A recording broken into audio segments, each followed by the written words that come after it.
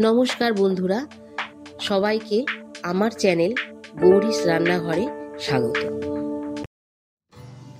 নমস্কার বন্ধুরা, খুব সহজেই বাড়িতে কিভাবে রাগি আটার ইডলি বানাবেন সেটাই আজকে আমি রান্না করে দেখাবো। এবার একটা বোল নেব, তাতে আমি মেজারিং কাপের 1.5 কাপের মতো রাগি আটা নেব। যা রাগি আটা নেব তার হাফ সুজি নেব, আর 1 কাপ দই নেব। সব উপকরণগুলি নেওয়া হয়ে গেলে একটা হ্যান্ড ব্লেন্ডারের সাহায্যে আস্তে আস্তে মিক্সড করতে থাকবো। বন্ধুরা, যদি আমার ভিডিওটি আপনাদের ভালো লেগে থাকে তাহলে আমার চ্যানেলটিকে লাইক, শেয়ার অ্যান্ড সাবস্ক্রাইব করে দেবেন, আর পাশে থাকা বেল আইকনটি প্রেস করে দেবেন।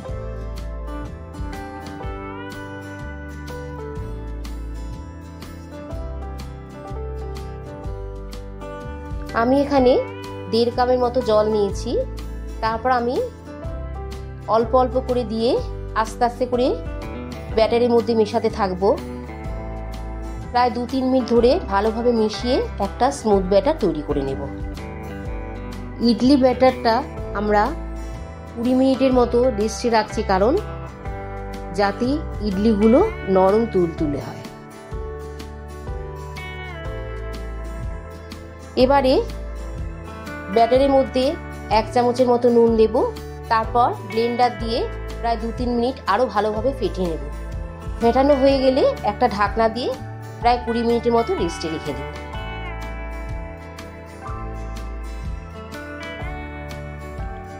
আমি এবার একটা চাটনি বানিয়ে নেব। এবার একটা মিক্সিং জারে ছোট 1 বাটি ছোলা নিয়েছি, তার হাফ চীনাবাদাম নেব, আর 1 ইঞ্চি আদা, 2টো কাঁচা লঙ্কা আর কিছুটা নারকেল দিয়ে অল্প নুন আর জল দিয়ে একটা স্মুথ পেস্ট বানিয়ে নেব। চাটনির পেস্টটা বানানো হয়ে গেলে একটা বোলের মধ্যে আমি ঢেলে নেব।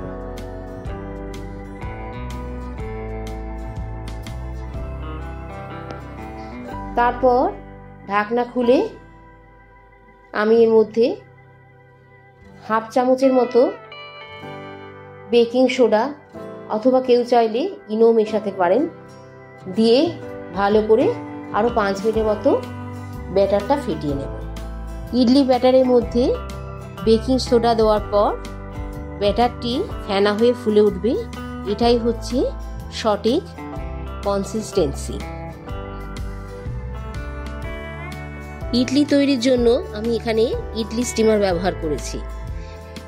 এবারে কি করব, ইডলি মোল্ডে সামান্য তেল ব্রাশ করে নেব। কেউ চাইলে ঘিও ব্যবহার করতে পারেন। ইডলি ব্যাটারের মধ্যে বেকিং সোডা বা ইনো দেওয়ার পর বেশিক্ষণ রাখবেন না, তাড়াতাড়ি ইডলিগুলো বানিয়ে নিতে হবে। ইডলির ব্যাটার চামচে করে মোল্ডে ঢালবো, কিন্তু পুরো ভর্তি করব না, একটু জায়গা রাখতে হবে যাতে ইডলিগুলো ফুলতে পারে। ইডলির ব্যাটারটা যেন পাতলা না হয়, একটু ঘন হবে। পাতলা হয়ে গেলে ইডলিগুলো নরম হবে না। রাগি আটার ইডলি গ্লুটেন ফ্রি এবং অত্যন্ত স্বাস্থ্যকর। এর মধ্যে আছে ক্যালসিয়াম, আয়রন আর ফাইবার। রাগি আটার ইডলি ডায়াবেটিস রোগীরা খেতে পারেন, অথবা যারা ওজন নিয়ন্ত্রণ করতে চাইছেন তারাও এই খাবারটা খেতে পারেন।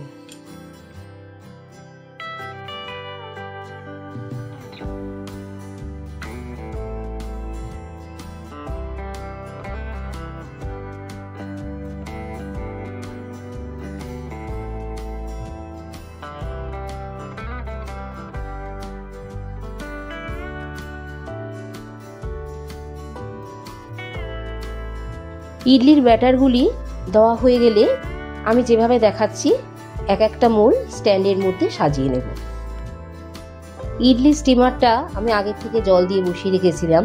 জলটা গরম হলে এবার ইডলি স্ট্যান্ডটা তার মধ্যে দিয়ে ঢাকনা দিয়ে প্রায় 10 থেকে 15 মিনিট স্টিম করব।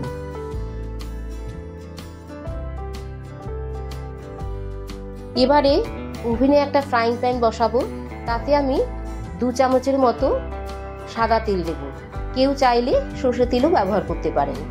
তারপরে আমি হাফ চামচ সর্ষে আর একটা শুকনো লঙ্কা দেব, অল্প একটু জিরে দেব আর 1 চামচের মতো চানা ডাল দেব, দিয়ে আস্তে আস্তে মিশিয়ে ভাজতে থাকবো।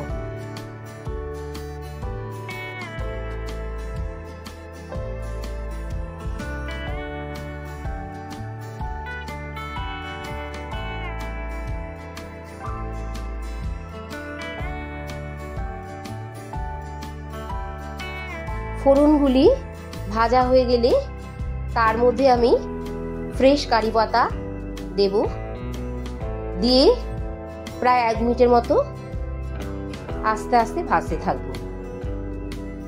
ভাজা হয়ে গেলে আমি নামিয়ে নেব।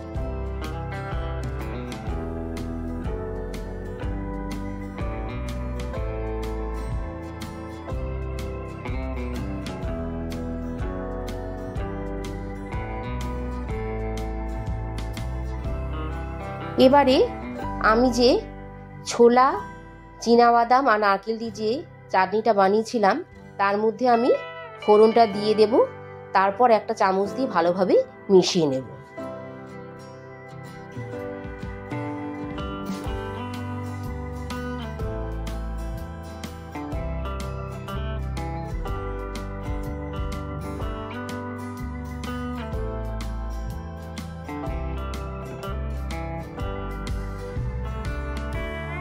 পনেরো মিনিট বাদে স্টিমার থেকে ইডলির স্ট্যান্ডটা বের করে মোল্ডগুলি বার করে নেব। তারপর একটা ছুরি দিয়ে যেভাবে দেখাচ্ছি ঘুরিয়ে ঘুরিয়ে একটা একটা ইডলি সুন্দরভাবে বের করে নেব। এই পদ্ধতিতে ইডলিগুলো বানালে নরম তুলতুলে হবে এবং খেতেও সুস্বাদু হবে। রান্নাটা করে যদি ভালো লেগে থাকে তাহলে কমেন্ট বক্সে কমেন্ট করে জানাবেন।